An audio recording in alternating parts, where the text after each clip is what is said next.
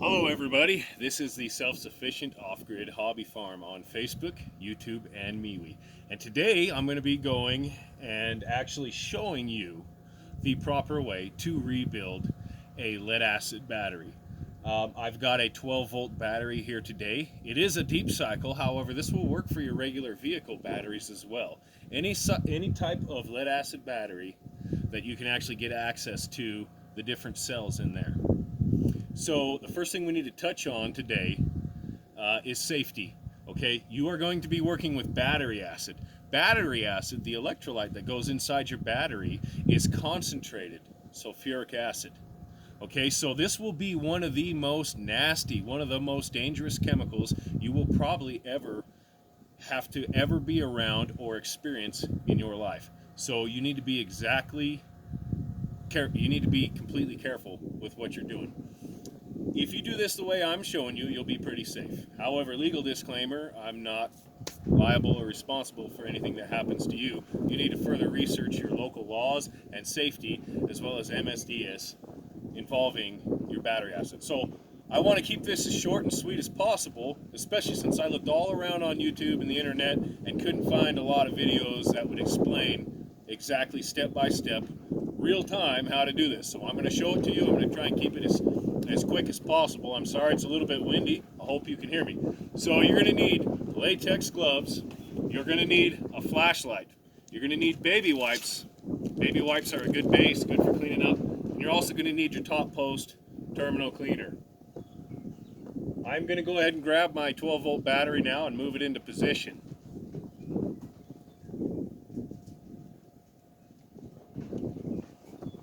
Very heavy. So here's my battery right here that I need to rebuild. First thing that you need to do is take your baby wipes, I've already done it on this one, and clean off the entire top of your battery. Another thing that's going to happen that you're going to notice with these batteries is these top terminal posts, not the posts, but these right here are going to have a lot of dirt underneath them. I'm going to go ahead and jump right in. I'm not putting on my rubber gloves quite yet. All I'm doing is popping these open. You're going to have quite a bit of dirt underneath these too. At this point, I'm going to put the camera down and I'm going to go ahead and put on my rubber gloves. And I'm going to get ready to clean here.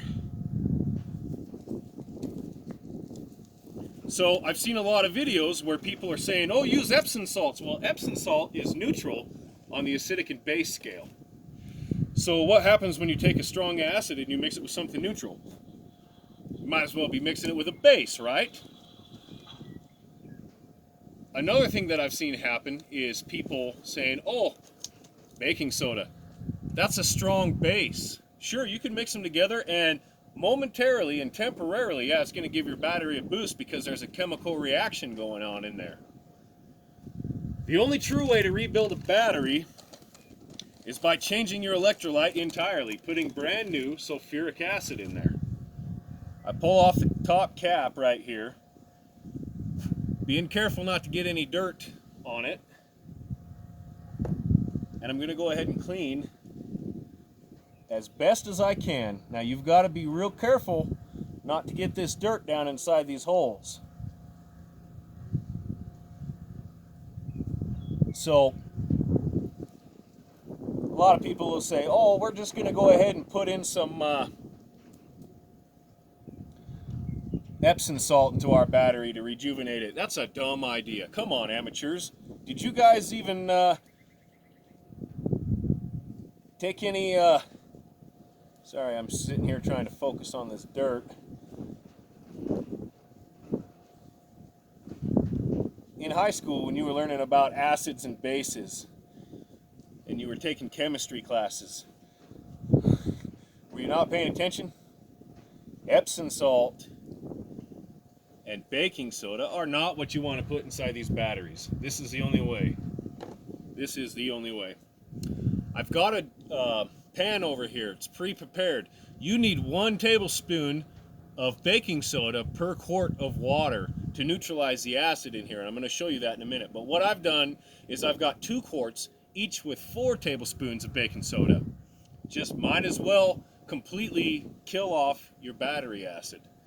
That's also where I throw my rags or my baby wipes that I'm using to clean off the top posts here. These will go inside of a separate, this neutralizing agent, which is water and baking soda, as I described, will go into a separate container, and I'll take it down to the landfill. This is not something you want to dump on the dirt in the back 40 out in your backyard. That's a bad idea. Not only is it toxic to your soil, but I'm sure you got kids or grandkids running around, most of you, huh? You want them getting in that? Do you want it leaching down into your ground table? You want to be drinking that? I'm on a well. I sure as hell don't want that. So I'm going to be taking it to the dump. And yeah, you got to pay a little bit extra. It's fine by me. So it costs about $120 for one of these batteries. I'm using them in my wind and solar battery bank. And rather than buying new ones each time, it costs me less than $5 to rebuild a battery. This is the second time that this one's been rebuilt by myself. And you will inspect after you drain this out for damage on your plates using this flashlight, and you'll see that your plates will be damaged and they will have buildup on them. So one thing to consider, you can't rebuild these an infinite amount of times, but you can get quite a few rebuilds out of them. I'd say you could probably rebuild them 4 times. No kidding, there's a Black Widow right there. Hold on a second. I don't know if you can see that. Anyways, so moving on. Prior to this step, you need to get a battery charger. I'm going to show you mine. And for 24 hours, you need to run the battery on a recondition setting. On your battery chargers, you'll see the one right here with battery recondition. You can buy these at Walmart, or if you want to be even cheaper, hi buddy. All right, buddy, go ahead.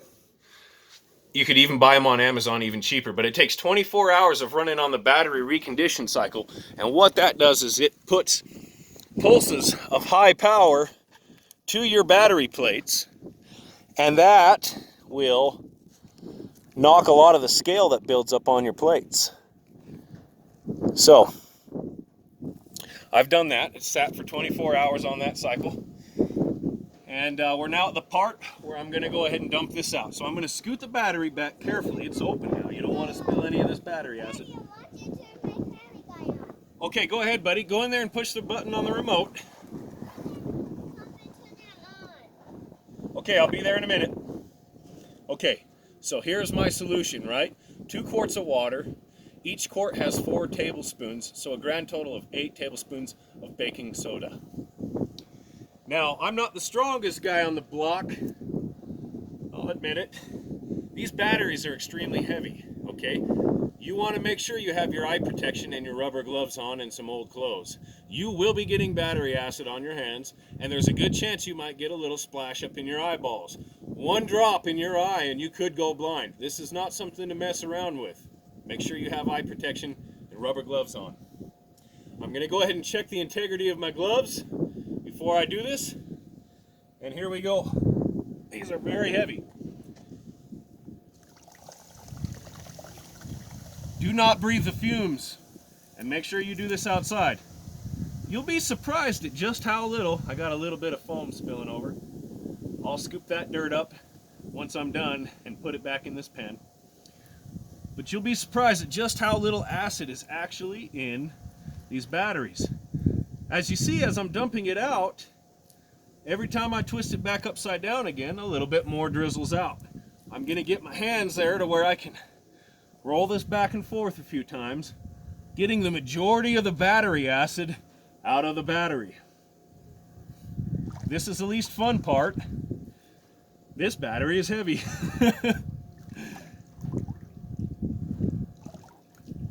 So, rocking it back and forth like so. If you need to enlist the help of some friends, please do so.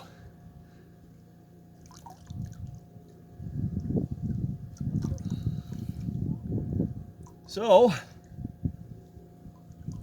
that's the majority of it. I'm going to set my battery down. At this point, carefully take my gloves off. Put them in my bowl of solution. I'm gonna put new gloves on. And again, the little bit of foam that spilled out, not much, onto the dirt, be sure you scoop all that up and put it in your solution once you're done. So we're over halfway done here. The hard part's done.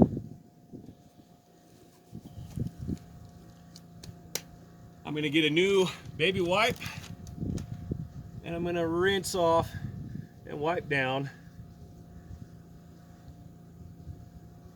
any acid that's on the top and the side of the battery, but not down above the individual cells.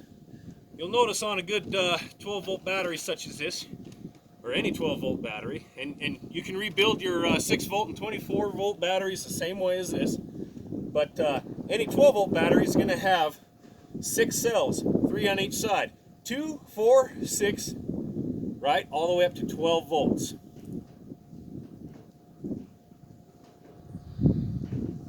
Just mopping up any of it that's residual on the top. There we go. Okay, carefully move my solution off to the side. It's still foaming, it's still off-gassing. There's still a chemical reaction going on right here. The base is still neutralizing that acid.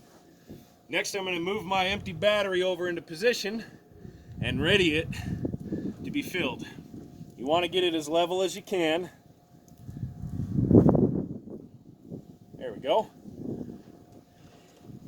I have a non-ferrous ball valve and pipe right here, brass and copper. Oh, prior to filling it back up, I'm going to take one more baby wipe here. Make sure my gloves are wiped down. I'm going to take my flashlight. I'm going to look at these cells here. So, I rebuilt this one once before. This is the second time. And I can see a little bit of scale build up on these plates, and they're a little bit deformed as well. So this might be the last time I get to rebuild this one. Still saving myself over $100. And in essence, you've got a brand new battery when you're done with this. Try and rebuild them. I'd say a good rule of thumb is about every 4 years. Little piglets are squealing over there. About every 4 years, but in reality you want to disconnect your battery from your bank or your vehicle and test it. And make sure you've got close to 13 volts. So carefully, I'm going to start topping off each individual cell with fresh acid. Taking my time. This is no race. Now, check this out. You want to fill your cell up to about a ½ inch from the top. No higher. That will ensure that each set of plates is covered completely, and yet you still got a little bit of void in there for off-gassing and thermal expansion and contraction.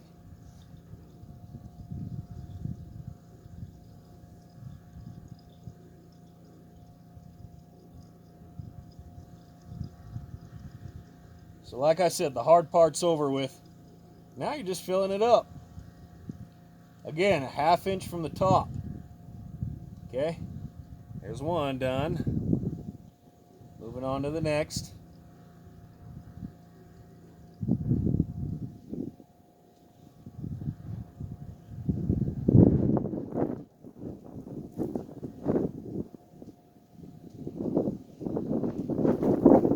This fucking dust. Pardon my French, I'm sorry.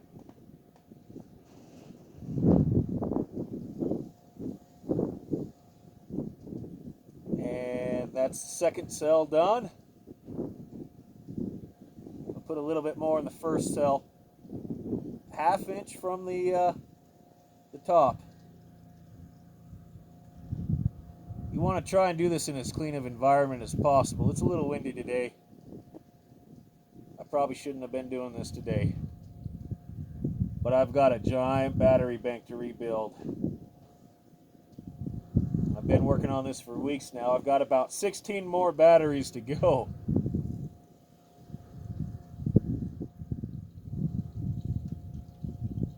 So I'm on my third cell here. Each one of these cells will be producing about 12 volts. Okay.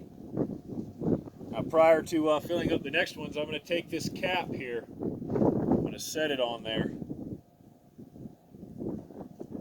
and just lightly push it down. So moving on, fourth cell.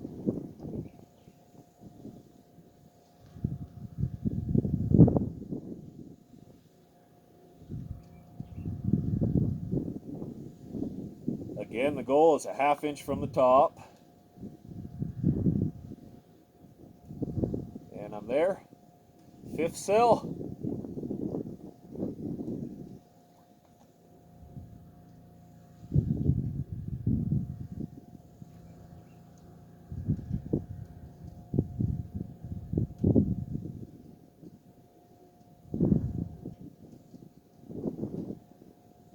Fifth cell is done. Sixth cell, last one.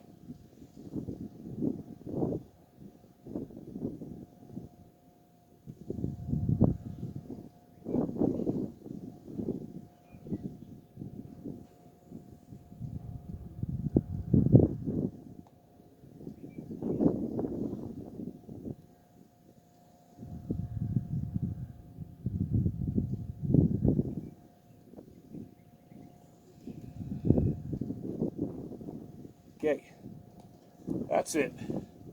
Spilled a couple drops there. I'll have to scoop that soil up. I'm gonna go ahead and change my gloves real fast again. When in doubt, change them out, right? So,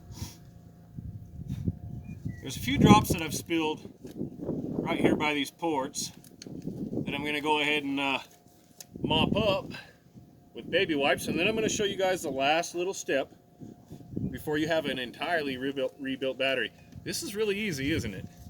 Not bad at all. So, a couple baby wipes here, and just mop up a little bit of battery acid right there.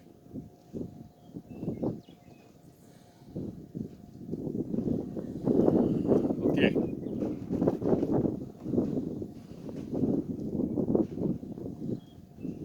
Shazam. At this point, I take the backside of my screwdriver, not hard, you don't want to break this, just a plastic housing. Just give her a few little love taps. Okay. Lastly, I'm going to take one last baby wipe for my gloves here because I'm not quite ready to take them off.